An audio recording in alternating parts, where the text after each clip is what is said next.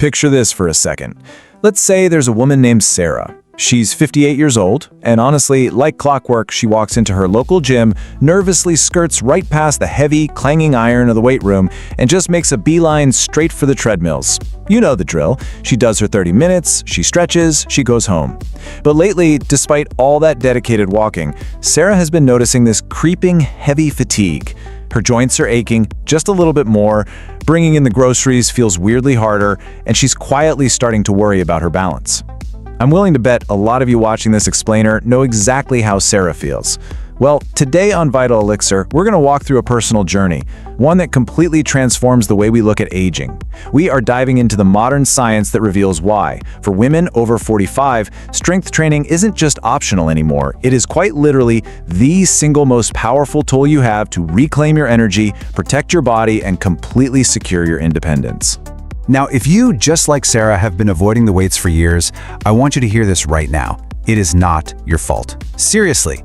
For decades, the fitness industry unfairly marketed cardio exclusively to women, while weightlifting was pushed entirely onto the men.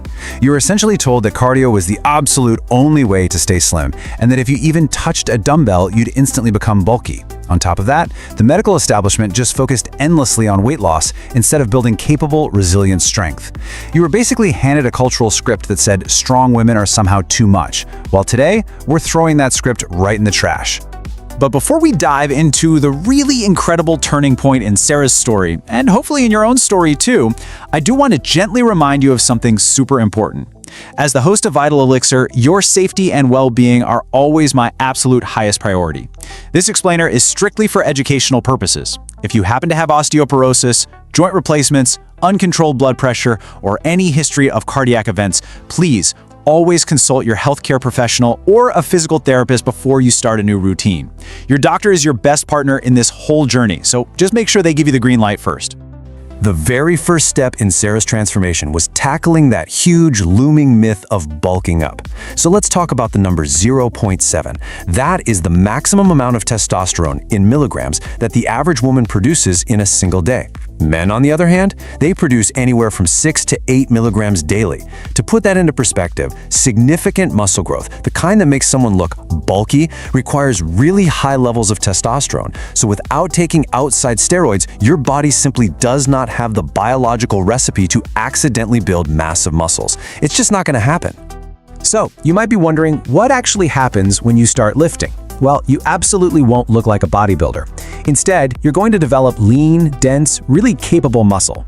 You're going to notice your arms looking more defined, your legs feeling much more solid under you, and your posture, it completely transforms.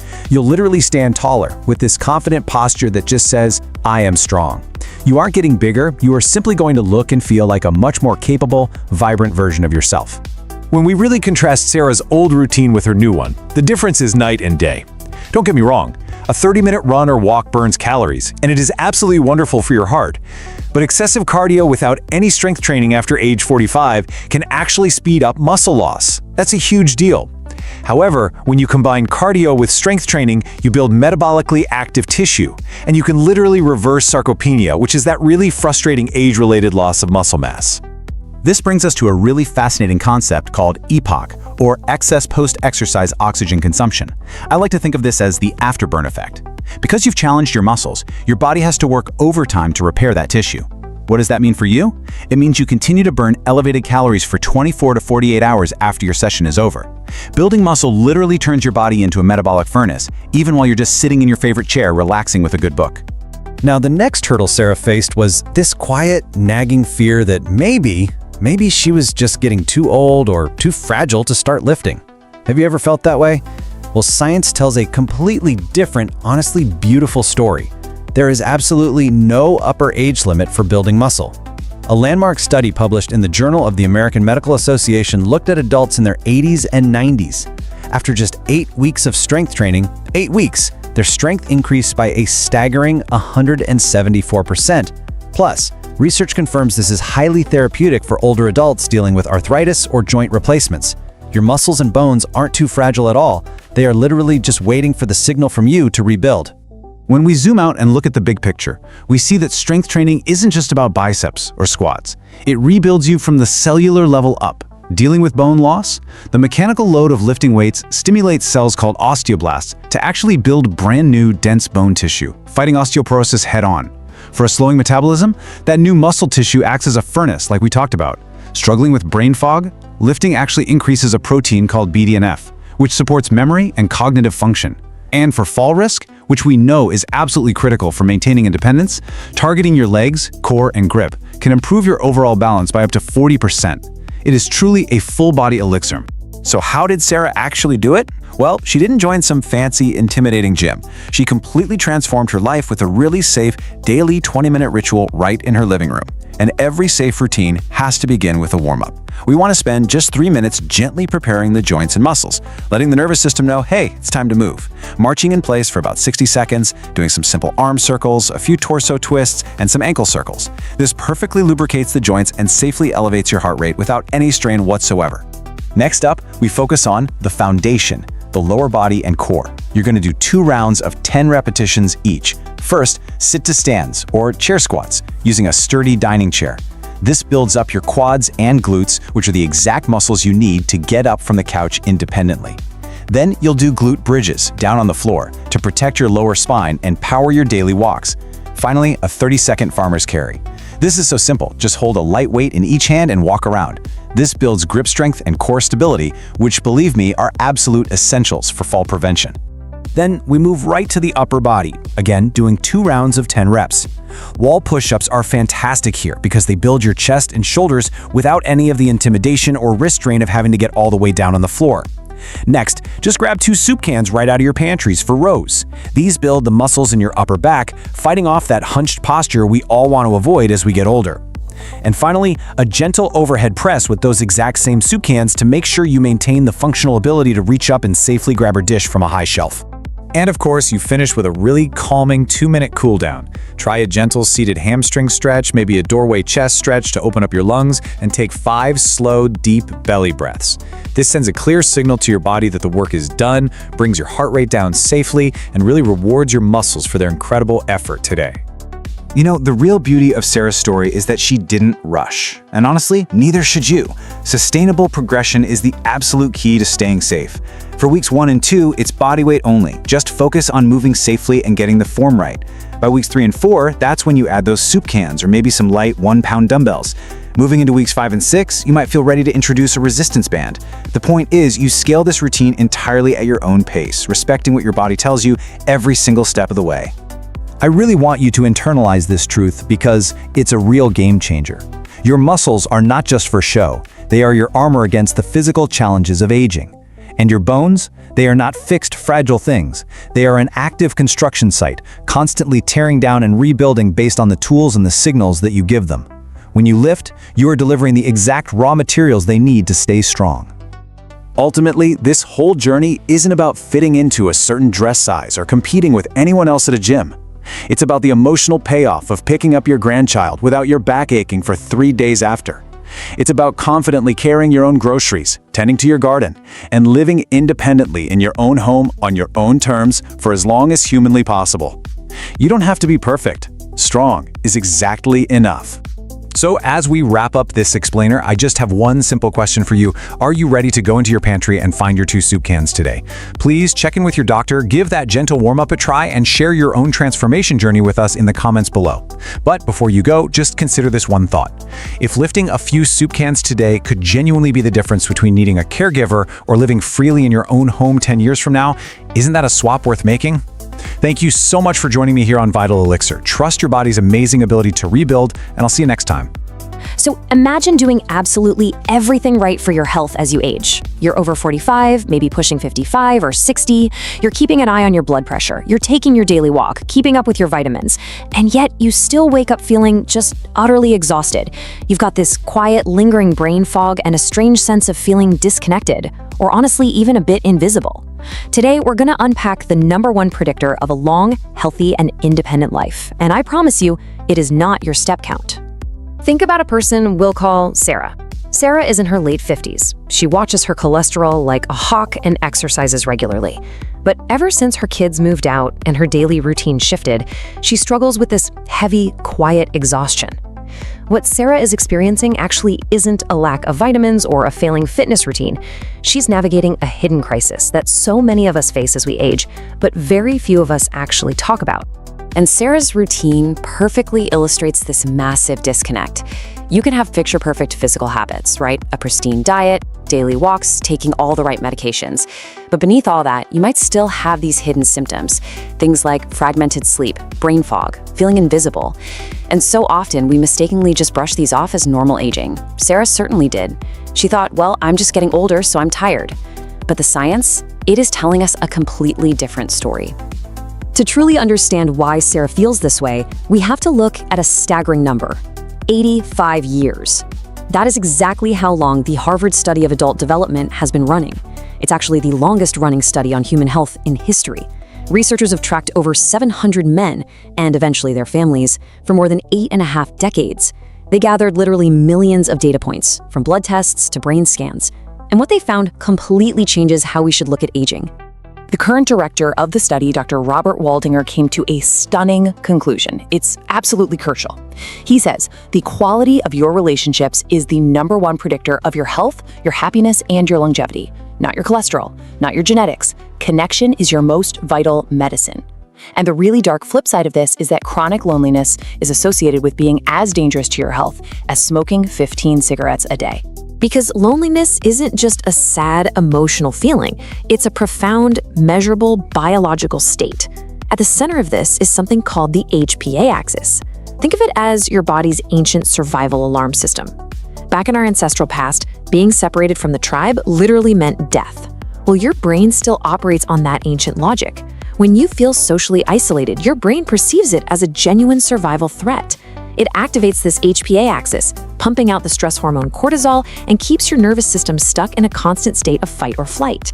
And that constant state of stress leads us right to a concept known as inflammation. Because your body is constantly bathed in these stress hormones, your immune system shifts into a pro-inflammatory state. This chronic, systemic inflammation accelerates the biological aging of your immune system. Simply put, your body just functions worse when it feels alone, which can really threaten our strength and independence as we get older. Data confirmed by the National Institute on Aging paints a pretty stark picture. Lonely adults face a 26% higher risk of premature death, a 29% higher risk of heart disease, and a 32% increased stroke risk. Now, I do not share these numbers to scare you, absolutely not. I share them to empower you. When we actually know the risks, we can take control of them, just like we would with high blood pressure or joint health. Beyond the heart, a lack of social stimulation can cause the neural pathways supporting memory and language to literally atrophy from disuse, which can accelerate cognitive decline. Furthermore, remember Sarah's exhaustion? Well, loneliness disrupts sleep through what researchers call micro-awakenings. Her brain, feeling fundamentally unsafe because it thinks it's all alone, stays vigilant all night long. This prevents her from ever reaching deep restorative sleep. That is exactly why she wakes up exhausted even after 8 hours in bed.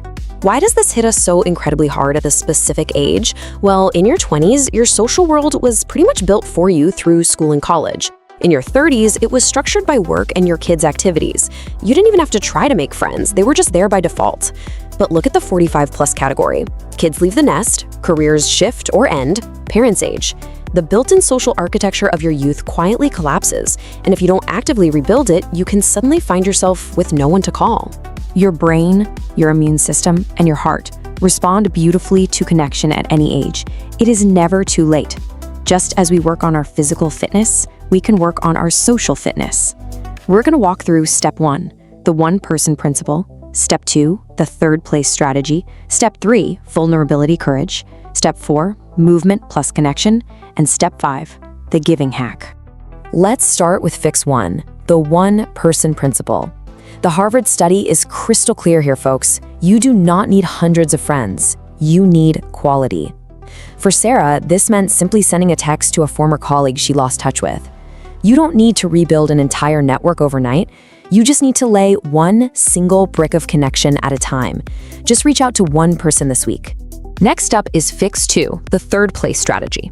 A third place is just a community space, right? A library, a park, a volunteer group, maybe a local cafe. The key here is consistency, showing up weekly for at least 6 weeks. Sarah started going to a local gardening club on Saturday mornings.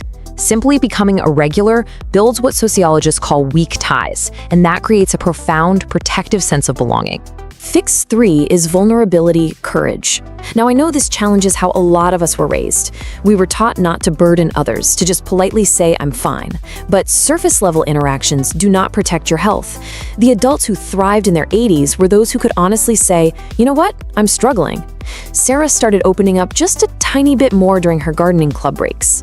Try going just one level deeper in your next conversation. Cracking that door open with genuine vulnerability is the true bridge to better health. 6-4 is movement plus connection. This is a real game changer. When you exercise in a group, even an online class, or take a walk with a friend, you create this incredible multiplier effect. Social bonding releases oxytocin, the bonding hormone. Research suggests oxytocin may actually help soothe your nervous system and counteract that harmful cortisol we talked about earlier. For Sarah, inviting a neighbor on her daily walk stacked 2 of the most powerful health interventions into a single, highly enjoyable habit. And our final ritual is Fix 5, the giving hack. Here is a beautiful paradox for you. One of the absolute best ways to ease your own loneliness is to focus on someone else's needs. Whether you volunteer your time at a local charity or mentor someone younger, you are finding purpose. You are telling yourself that your experience has real value and you are needed. Sarah started tutoring at the local library. You might walk into a volunteer shift feeling lonely, but you will almost certainly walk out feeling seen. Because you really do have the power to transform your daily experience. For Sarah, adopting just a few of these fixes meant she stopped feeling invisible. Her sleep improved, she regained her energy, and she protected her independence. After surviving the Great Depression, 2 world wars, and the digital revolution, 85 years of rigorous data from Harvard leaves us with this plain truth: the people who thrive stay connected. This powerful longevity medicine doesn't require a prescription, it has 0 side effects, and it is completely free and accessible to you right now. As a quick reminder, this explainer is for educational purposes. As you think about integrating these new routines, especially adding physical movement, or if you're managing any chronic conditions, please naturally consult your healthcare provider first to make sure it's safe for your specific needs. Safety and evidence always come first here at Vital Elixir. So, I want to leave you with a question to consider today. Which of the 5 fixes are you going to try this week? Will you reach out to one person? Maybe find your third place? If this explainer resonated with you, I'd love to invite you to share your chosen next step, or even a personal story about a friendship that changed your life. Write down in the comments. Rebuilding connections starts with small, brave steps. You are not meant to do this life alone. Thank you so much for learning with us today. Thank you for your time. Subscribe for more health education. Like the video and share it to help others stay informed.